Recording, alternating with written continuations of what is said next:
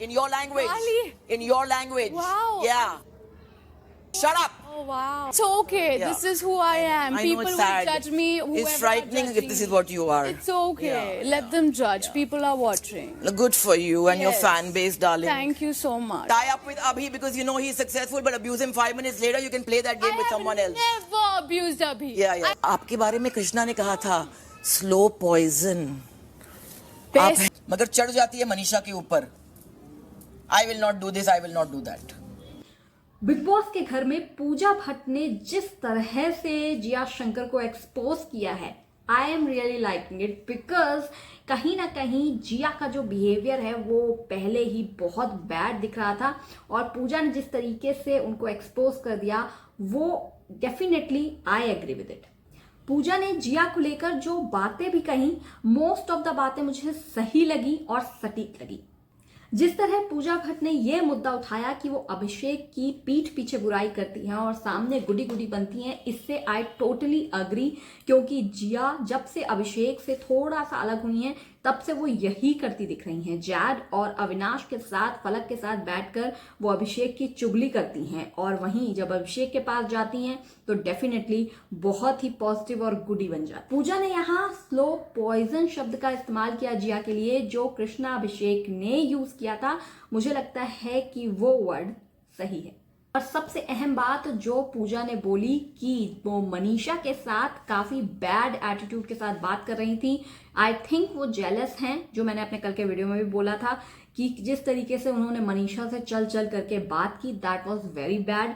और इसी बात को लेकर पूजा ने भी उनको फटकार लगाई कि मनीषा आप घर की कैप्टन हैं और आपको उनकी सुननी होती है, सुननी पड़ेगी बात, लेकिन आप अपने ही एटीट्यूड में उन्हें साफ ना सिर्फ मना कर रही हैं काम करने से, बल्कि कह रही हैं चल निकल, आपका घर नहीं है, ये बिग बॉस का घर है. और ये पूजा की बात, I am agree with it. I think Pooja ने जिस तरीके से जिया की क्लास लगाई है वो बहुत ज़्यादा इरिटेटेड थी और ये एक दिन की बात नहीं है, ये काफ़ी दिनों की बात है. तो मुझे वहाँ थोड़ा ओवर लगा जब लड़ाई ख़त्म भी हो गई, जिया शांत भी हो गई, लेकिन वो चुप नहीं रही और वो लगातार बोलती रही. बाहर लेके गई फलक को और फलक को बताती रही कि आप गलत छत्र छाया में हैं, आपकी जो फ्रेंडशिप है देख लिया, ऐसी आप दोस्त बना रखी है जो फेक है, कितनी शो ऑफ टाइप है, तो आप इससे दूर रहें, आप अपनी एक पर्सनैलिटी दिखाएं. वो मुझे थोड़ा सा ओवर लगा क्योंकि बिग बॉस घर में सबकी अपनी चॉइस है किसके साथ किसको रहना है. तो मुझे लगता है यहाँ पर किसी और को इतना इन्फ्लुएंस करना या समझाना, और वो भी इस तरीके से कि तेज आवाज में बात करके ताकि वो जिया भी सुन सके, ये थोड़ा सा ओवर हो गया. लेकिन हाँ, जिया के चेहरे पर पूजा की हर एक बात की खिसियाहट जरूर सामने दिख रही थी क्योंकि जिया फेक स्माइल देते हुए बैठी रही उतनी देर और जिया समझ गई थी कि कहीं ना कहीं जो भी वो कर रही हैं घर के अंदर उनकी पोल पट्टी खुल तो गई है. हालांकि मुझे ये बुरा लगा कि जब रात में जिया बिना खाना खाए सो गई, अपसेट की वजह से या जो भी था, वो बिना खाना खाए सो गई, तो उनके पास ना फलक गई ना अविनाश गए, ना एक बार उन्होंने पूछा. तो ये फ्रेंडशिप कैसी है?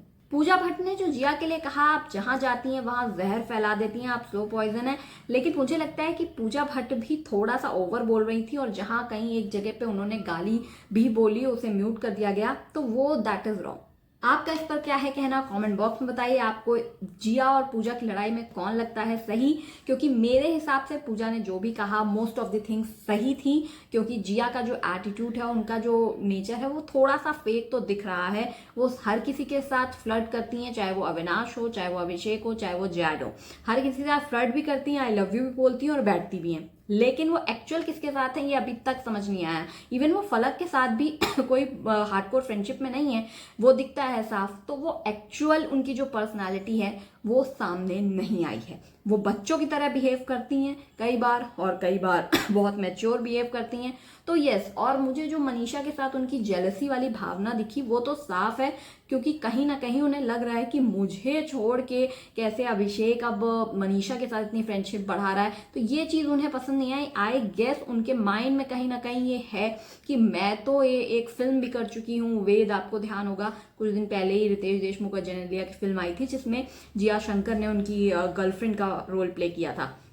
तो उनके दिमाग में या तो ये बैठ गया है, अभी पॉपुलर हुई नहीं है लेकिन शायद इसका घमंड कि मैं तो एक एक्ट्रेस हूँ और हर चीज़ में मनीषा से उन्हें लगता होगा कि वो 19 हैं, लेकिन ऐसा बिल्कुल भी नहीं है।